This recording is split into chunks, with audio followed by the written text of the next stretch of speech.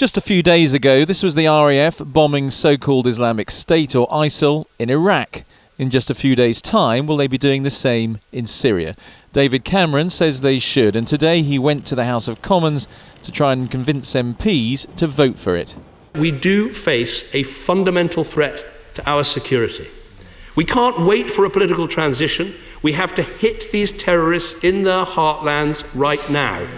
And we must not shirk our responsibility for security or hand it to others.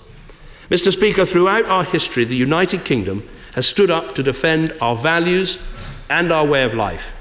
We can and we must do so again. But the Labour leader sees this as just the latest chapter in an old, unhappy story.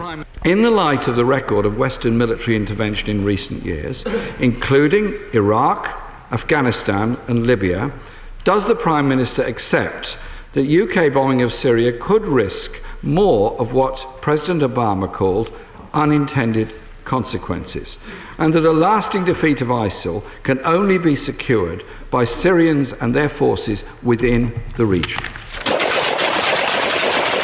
Today, David Cameron ruled out British troops on the ground, but he said forces like these from the Free Syrian Army could do the job.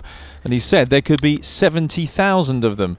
This former infantry officer and Conservative MP, just back from the Middle East, disagrees. What we were told when we were out there only days ago is that that is a very, very exaggerated figure. And we were told that there were very few moderates left in this 5-year vicious civil war.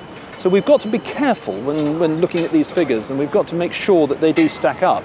Another question being asked, would intervention make terrorism more likely on the streets of Britain?